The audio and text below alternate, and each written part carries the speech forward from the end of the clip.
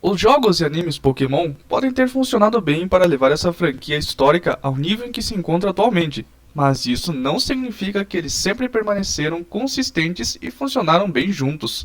Na verdade, houve muitas ocasiões em que o anime negligenciou ou quebrou regras significativas que os jogos estabeleceram.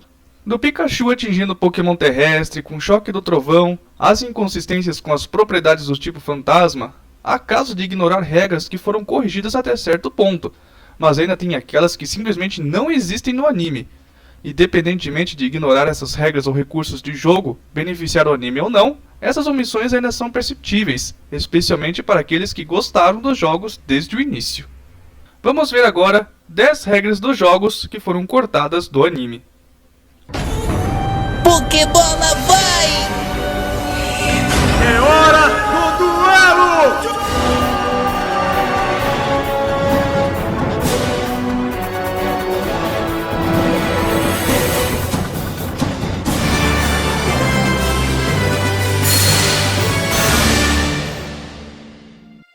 A existência de TMs e HMs. A minissérie Origins pode ter incluído o conceito de Technical Machines, conhecida como TMs, mas o anime principal nunca sequer as mencionou. Em vez disso, os Pokémon aprendem movimentos por meio de treinamento, como uma questão de circunstância ou como uma necessidade.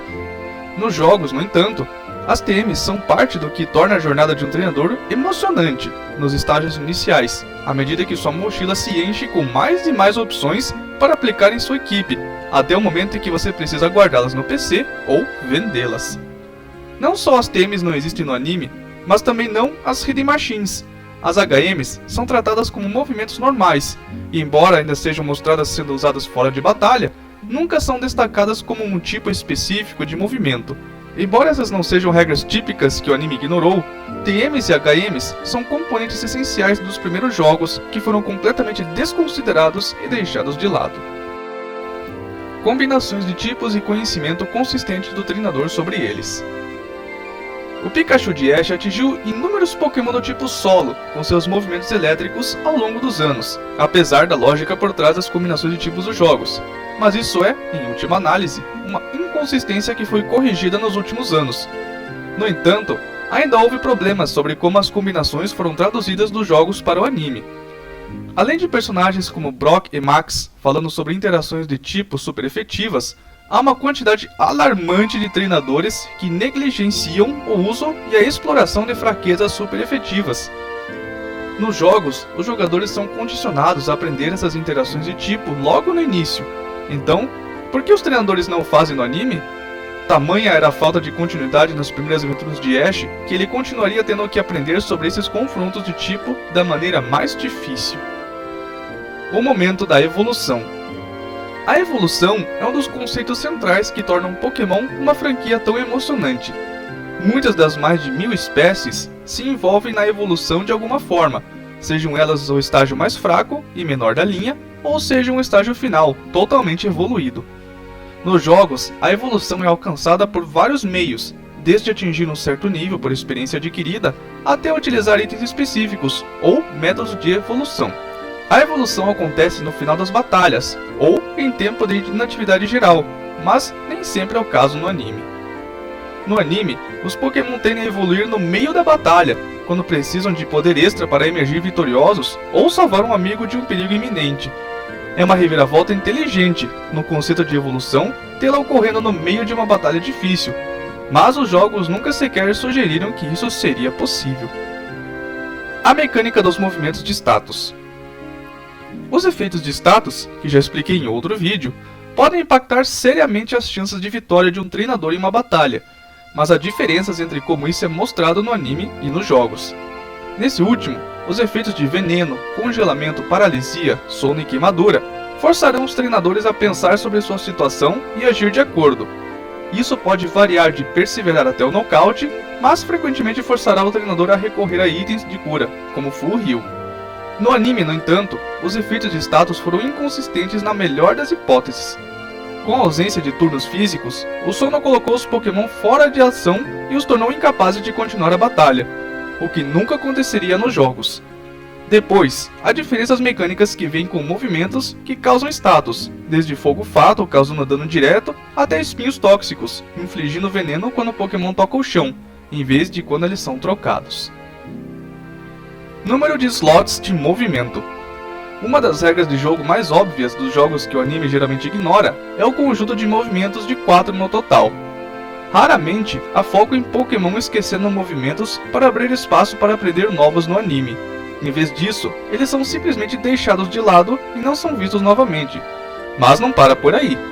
Quando Ash enfrentou o cérebro da fronteira Greta na arena de batalha, ele fez seu Snorlax usar um total de 6 movimentos naquela batalha, o que simplesmente não é possível nos jogos.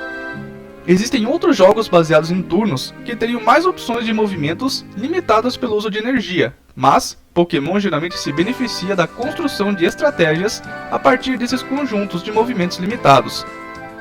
Eles fornecem um desafio que envolve o jogador, o que é especialmente importante porque as gerações recentes têm diminuído no nível geral de dificuldade. Opa, você aí, tá gostando do vídeo? Não se esqueça de curtir, compartilhar e se inscrever. Considere também tornar-se membro do canal, ou contribuir com qualquer valor clicando em Valeu Demais. Vamos continuar. O conceito de PP e suas limitações necessárias. Os pontos de poder, conhecidos como PP, são aplicados a cada movimento nos jogos, como uma restrição clara sobre a frequência com que um movimento específico pode ser usado, antes que precise ser curado, digamos assim. Movimentos mais fracos e comuns tendem a ter PP mais altos devido à frequência com que precisam ser usados, enquanto movimentos mais dinâmicos como Hyper Beam terão apenas 5 PP no nível base. Ficar sem PP para todos os 4 movimentos tem consequências sérias, pois o Pokémon recorrerá ao uso de Struggle, ou seja, debater-se, um movimento que causa dano a ambos os Pokémon envolvidos, incluindo o usuário. Isso significa que ficar sem PP tem consequências de potencialmente eliminar o usuário, enquanto no anime, os Pokémon simplesmente ficam exaustos pela intensidade da batalha, ou pela quantidade de dano que receberam. O gerenciamento de PP é de vital importância nos jogos, e parece que uma parte administrativa difícil de ser um treinador é perdida por não ter restrições de movimentos no anime. O uso de itens na batalha. Os itens são uma parte vital da batalha e da manutenção de uma equipe forte nos jogos, mas nem sempre são necessários. Poções e reviveres podem manter o grupo de um jogador saudável, com esses e outros itens como antídotos aparecendo no anime. No entanto, itens de batalha são um conceito completamente diferente e são uma omissão surpreendente no anime. Itens de batalha podem influenciar uma luta fora dos movimentos, habilidades e confrontos de um tipo de Pokémon, e serviriam para adicionar mais estratégia e intriga às batalhas, se incluídos no anime. De sobras concedendo ao portador saldo extra, a cada turno ao botão de ejeção trocando o portador quando ele é atingido por um movimento, itens de batalha adicionariam mais uma camada às batalhas do anime, o que nunca é uma coisa ruim. Precisão se resume a estatísticas em vez de comandos. A precisão é um dos maiores obstáculos que podem atrapalhar os movimentos nos jogos. Cada movimento tem poder e precisão atribuídos em um nível básico, mas por meio da manipulação de estatísticas e outras circunstâncias, os movimentos podem simplesmente errar seus alvos em intervalos aleatórios. Isso faz parte do lado ruim da batalha, como uma das mecânicas mais frustrantes. No anime, no entanto, a precisão do movimento é vista sob uma ótica diferente.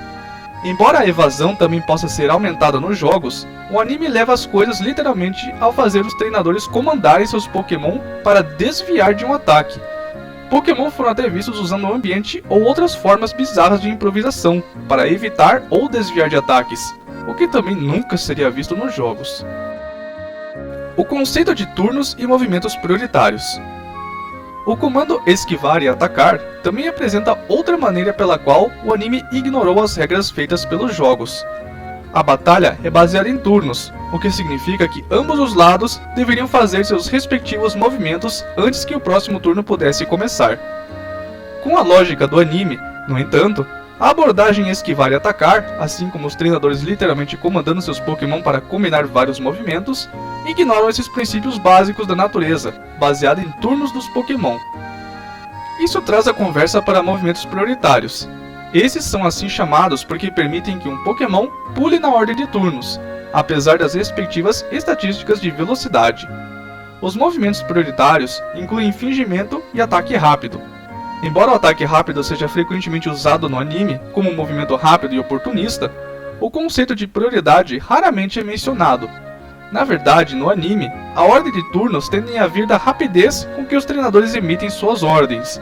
A prioridade e os turnos claros dos jogos dão lugar a batalhas mais caóticas e desestruturadas no anime, mas muitas vezes acabam sendo mais divertidos e visualmente envolventes de assistir.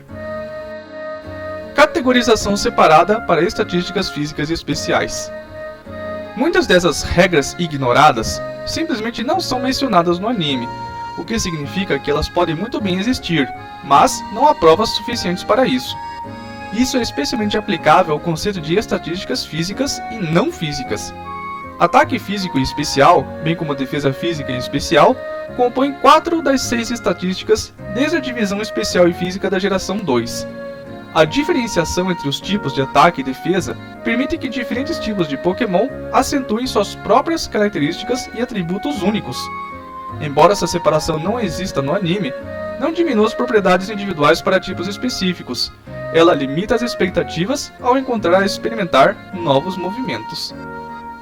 Sabe de mais alguma regra ignorada? Deixe nos comentários. Obrigado por assistir até o fim. Não deixe de curtir, comentar e compartilhar. Para mais vídeos de Pokémon e Yu-Gi-Oh!, inscreva-se no canal. Isso é tudo. Até mais. Tchau!